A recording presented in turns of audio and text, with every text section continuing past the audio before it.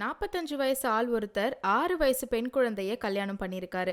அரசாங்கம் தலையிட்டு அந்த குழந்தைய காப்பாத்தும்னு எதிர்பார்த்தா, அந்த குழந்தைக்கு 9 வயசு ஆகுற வரைக்கும் வெயிட் பண்ணு, அதுக்கப்புறம் நீ வீட்டுக்கு கூட்டிட்டு போய் குடும்பம் நடத்துன்னு அரசாங்கம் தரப்புல இருந்து சொல்லப்பட்டிருக்கு.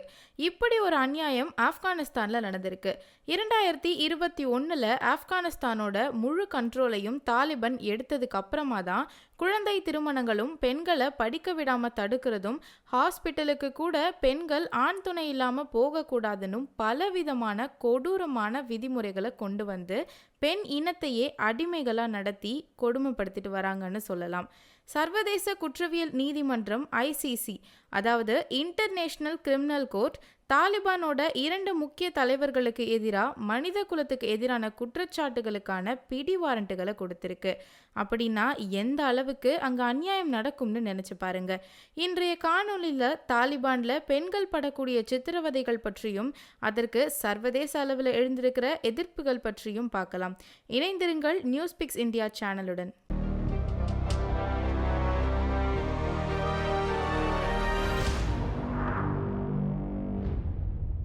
அந்த 45 வயசு ஆளுக்கு ஏற்கனவே கல்யாணமாகி 2 மனைவிகள் இருக்காங்க. இந்த சின்ன குழந்தையோட அப்பா பணத்துக்காக அந்த ஆள்கிட்ட வித்துட்டதா சொல்றாங்க. திருமண கோலத்தில் இவங்க 2 பேரும் இருக்கிற புகைப்படம் சோஷியல் மீடியால சர்க்குலேட் ஆனதும் எல்லா தரப்புல இருந்தும் பெரிய எதிர்ப்பு கிளம்பியது. உலகெங்கிலும் மனித உரிமை அமைப்புகள் கொதிச்சு எழுந்தாங்கன்னு சொல்லலாம்.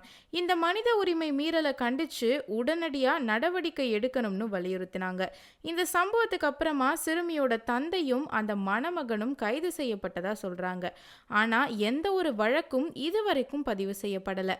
அங்க இருக்கிற பத்திரிகை தகவலின்படி அந்த சிறுமி இப்போ தன்னுடைய பெற்றோர்கள் கூட வாழ்ந்துட்டு இருக்காங்க. ஆனா 9 வயசுக்கு அப்புறம் அந்த குழந்தைய கூட்டிட்டு போயிட்டு அந்த 45 வயசு ஆளு குடும்பம் நடத்துவதற்கு அவங்களோட விதிப்படி எந்த தடையும் இல்லைன்னு சொல்லப்படுது.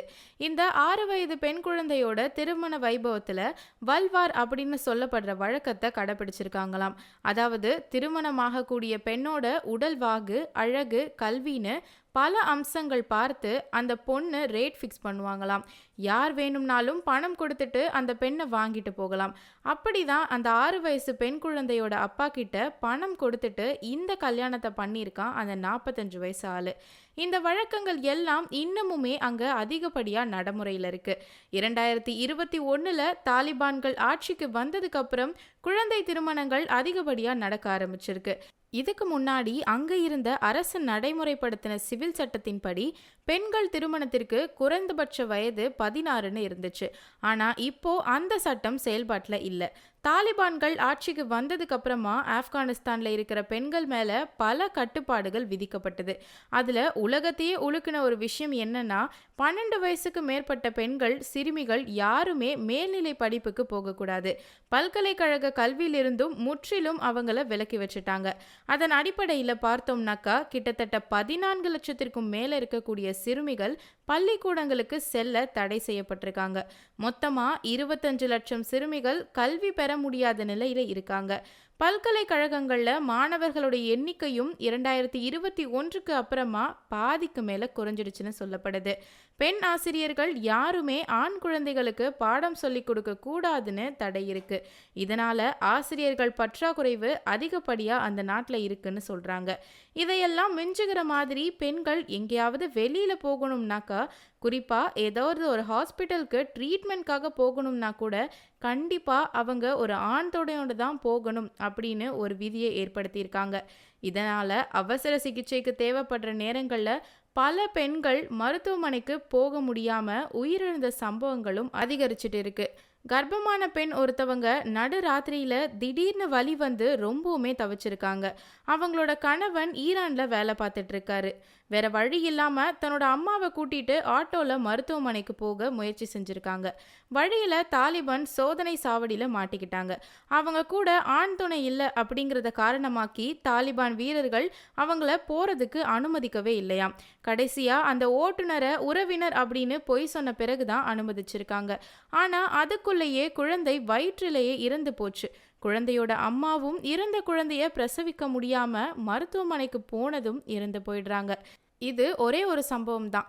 இந்த மாதிரி பல பெண்கள் சொல்ல முடியாத துன்பங்களை அங்க அனுபவிச்சுட்டு வராங்க. பெண்கள் தனியா மருத்துவமனைக்கு போகக்கூடாதுன்னு சொல்றதால அவங்க உடல்நிலை ரொம்ப பாதிக்கப்பட்டு மோசமான ஒரு நிலையை எட்டும் நிலையில தான் மருத்துவமனைக்கு அவங்களால போக முடியுது. நிறைய பெண்கள் வீட்டிலேயே குழந்தை பெத்து எடுக்கிறதுனால பிறந்த குழந்தைகளோட மரணமும் அதிகமா நடக்குதுன்னு சொல்லப்படுது.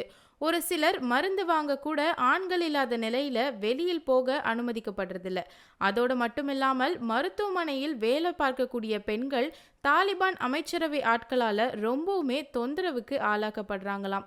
அந்த பெண்கள் போட்டுட்டு இருக்க உடைகள்ல இது உண்மையான கலாச்சாரம் சார்ந்த உடை இல்லைன்னு குற்றம் சாட்டி வேலை செஞ்சுட்டு இருக்கவங்கள அங்கிருந்து துரத்தி அடிக்கிறாங்களாம். WHO, அதாவது வேர்ல்ட் ஹெல்த் ஆர்கனைசேஷனோட கணக்கெடுப்பின்படி நாள்தோறும் 24 தாய்மார்கள் மற்றும் 167 குழந்தைகள் முற்றிலும் நாம தவிர்க்கக்கூடிய காரணங்களால அங்க இறந்து போகிறாங்கன்னு சொல்லுது. 20,000க்கும் மேற்பட்ட கிராமங்கள்ல மருத்துவ வசதிகளே இல்லையாம். இப்போ உயர்கல்வி அங்க இருக்கிற பெண்களுக்கும் மறுக்கப்படுவதால பெண்கள் மருத்துவர்கள் ஆகக்கூடிய சாத்தியக்கூறுகளும் இல்லாமல் போயிடுச்சு. தாலிபான்களுடைய ஆட்சி பெண்கள் மற்றும் குழந்தைகளோட உயிருக்கு மிகப்பெரிய அபாயமா மாறி இருக்குன்னு உலக அளவில் பேசப்படுது. பெண்களை மனிதர்களா மதிக்க வேண்டிய அடிப்படை உரிமைகளை கூட தாலிபான் கொடுக்க மறுக்குதுன்னு ஹைபத்துல்லா அகுன்சாதா அப்படிங்கிறவரு தாலிபானின் உச்ச தலைவர். அப்துல் ஹக்கீம் ஹக்கானி அப்படிங்கிறவரு தாலிபான் நீதிமன்றத்தோட தலைமை நீதிபதி.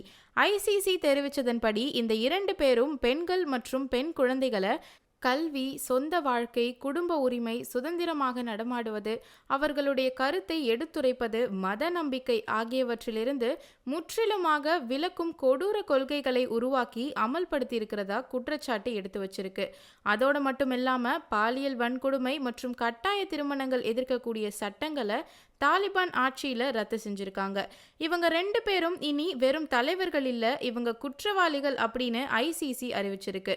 தாலிபான் தலைமையிலான ஆட்சியில ஆப்கானிஸ்தான் பெண்கள் வெறும் 2ஆம் தர பிரஜைகளாக மட்டுமல்ல, அதைவிட மோசமாக அவமதிக்கப்படுகிறார்கள், அடக்கப்படுகிறார்கள் மற்றும் அழிக்கப்படுகிறார்கள். இப்போ உலகமே இதை உணர ஆரம்பிச்சிருக்குன்னு ஆப்கானிஸ்தான்ல இருக்கக்கூடிய அமைப்புகள் சொல்லுது. அந்த தலைவர்கள் மீது பிடி வாரண்ட்டுகள் பிறப்பிக்கப்பட்டிருப்பது வரலாற்று சிறப்புடைய ஒரு விஷயம்னு பலர் வரவேற்றிருக்காங்க. அவங்க நீண்ட காலம் ஒளிந்திருக்க முடியாது. அவர்கள் இனி ஒரு நாட்டின் தலைவர்கள் இல்லை, அவர்கள் மறைக்க முடியாத குற்றவாளிகள் அப்படின்னு பிரகடனப்படுத்தியிருக்கு ICC. இது போன்ற உண்மையான பயனுள்ள தகவல்களை தெரிஞ்சுக்க உடனே நியூஸ்பிக்ஸ் இந்தியா சேனலை சப்ஸ்கிரைப் பண்ணுங்க. இந்த வீடியோ உங்களுக்கு பிடிச்சிருந்தா லைக் பண்ணுங்க, ஷேர் பண்ணுங்க. மறக்காம உங்களின் கருத்துக்களை கமெண்ட் பாக்ஸின் மூலம் எங்களிடம் பகிருங்க. மீண்டும் அடுத்த வீடியோவில் சந்திப்போம். நன்றி.